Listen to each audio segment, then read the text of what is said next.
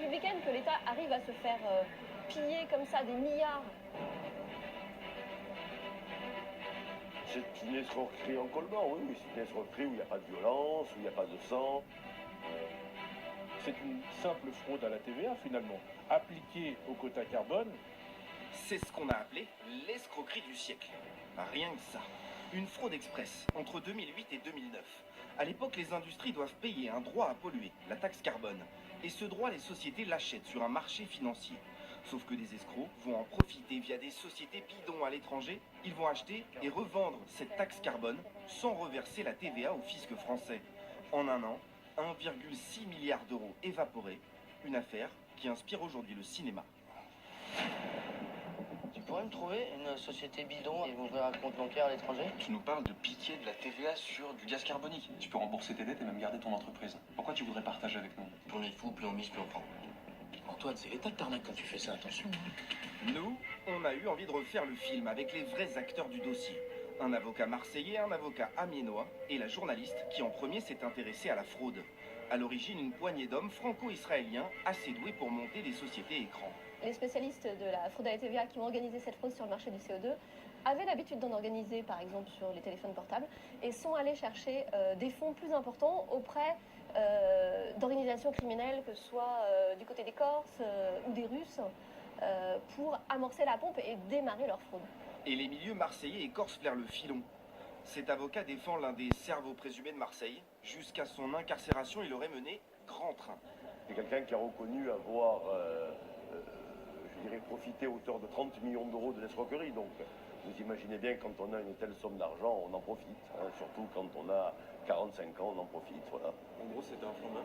C'est un flambeur, on peut l'appeler comme cela, un flambeur. Il avait des voitures de luxe, il avait des gens de maison, il avait fait beaucoup de choses que nous ne pouvons pas avoir. Pour se couvrir, ils vont trouver des gérants de paille, des faux patrons. Cet avocat a défendu un habitant de l'Oise condamné. Sa société aurait détourné 40 millions au fisc. Lui n'aurait touché que quelques milliers d'euros pour prêter son nom. Il était le gérant, alors on dit gérant de paille, mais en réalité il était gérant droit de la société, donc il a fait un certain nombre de démarches. Simplement, il ignorait que ces démarches pouvaient servir par la suite à éluder de la TVA sur des quotas de carbone. Le but de ceux qui ont conçu cette fraude, c'est évidemment d'avoir recours à des gérants de paille pour ne pas, eux, d'une part, être impliqués, et surtout pour pas que les gérants de paille comprennent ce qui se passe derrière. Et il faudra des années aux enquêteurs pour tracer l'argent, en France, à l'étranger, et réaliser quelques saisies spectaculaires, comme ce yacht. Mais la facture finale était déjà lourde lorsque l'État a pris la mesure de l'arnaque. Il y a eu des alertes de la part de la place de marché qui voyait bien qu'il y avait un problème du côté du ministère du Budget, qui était géré par Éric Woerth à l'époque. Et le temps de réaction a été extrêmement long. Bercy, tout d'un coup, a quand même réagi et s'est dit, bon, on supprime la TVA sur le carbone. C'est assez surprenant de se dire, bon, on supprime un impôt parce qu'il est fraudé, mais il faut bien voir que la fraude à la TVA, c'est pas un manque à gagner. Comme l'État avance l'argent, c'est du vol direct dans les caisses de l'État. La fraude en elle-même n'a duré qu'un an parce que ils sont aperçus très vite de ce qui se passait. Mais en un an, 1,6 milliard d'euros, c'est un exploit de la part de ceux qui ont commis ça et un camouflet pour l'État qui essaie finalement de se racheter par la voie judiciaire. Ceux qui brassaient hier des millions d'euros en quelques clics se disent aujourd'hui ruinés, quand d'autres sont en cavale. Mais l'argent, où est-il vraiment ? Oui, peut-être dans des paradis fiscaux. Ce qui est sûr, c'est que l'État aura perdu gros dans l'affaire.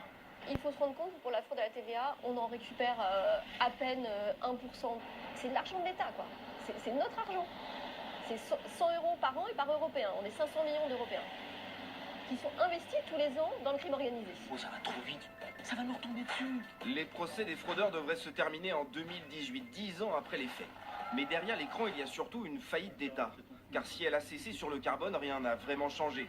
La fraude à la TVA continue ailleurs, dans d'autres secteurs, et coûterait chaque année aux Européens la somme faramineuse de 50 milliards d'euros.